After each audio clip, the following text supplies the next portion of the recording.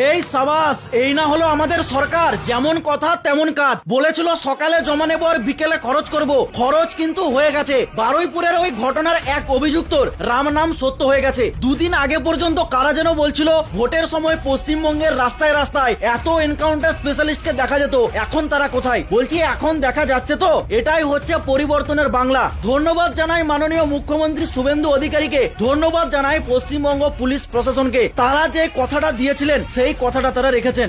আজ অন্তর থেকে মনে হচ্ছে 2026 সালে পশ্চিমবঙ্গের মানুষ এইখানে যেই পরিবর্তনটা চেয়েছিল সেই পরিবর্তনটা এসেছে। গত দুদিন ধরে বারুইপুরের এই ঘটনা নিয়ে আমি যতগুলো প্রতিবাদমূলক ভিডিও বানিয়েছি সবেতে একটাই কমেন্ট, আমি নাকি অন্ধভক্ত, আমি নাকি বিজেপির দালাল। বিশ্বাস করুন, সরকার যদি সাধারণ মানুষের পাশে থেকে এইভাবেই কাজ করতে থাকে আর সেই সরকারের পাশে যদি আমি থাকতে পারি, তাহলে কে আমাকে অন্ধভক্ত বললো, কে আমাকে বিজেপির দালাল বললো, আমার কিচ্ছু যায় আসে না। উল্টে আমি নিজেকে গর্ব অনুভব করব, কারণ আমাদের মাননীয় মুখ্যমন্ত্রী তিনি একবারও এটা বলেননি যে কেন বাড়ির বাইরে বেরোবে। তিনি এটা বলেছেন যে বা যারা ওই ঘটনার সাথে যুক্ত তাদেরকে ক্যাপিটাল পানিশমেন্ট দেওয়া হবে। আর আজ সেটাই বাস্তব হলো। দেখুন, যেটা ঘটে গেছে, যে এই দুনিয়া ছেড়ে চলে গেছে, শত চেষ্টা করলেও তাকে আর ফিরিয়ে আনা যাবে না। তবে এই পশ্চিমবঙ্গে এমন একটা উদাহরণের দরকার ছিল যাতে দ্বিতীয়বার ওই রকম ঘটনা না ঘটে, আর সেই উদাহরণটাই আজ পশ্চিমবঙ্গে সেট হয়ে গেছে। সত্যি এটা দেখে খুবই ভালো লাগলো। সাধারণ মানুষ যেটা চেয়েছিল আজ সেটাই হলো। আবারও একবার স্যালুট জানাই পশ্চিমবঙ্গ পুলিশ এবং স্যালুট জানাই মাননীয় মুখ্যমন্ত্রী শুভেন্দু অধিকারীকে। পারলে আপনারাও এই ভিডিওটা একটু শেয়ার করে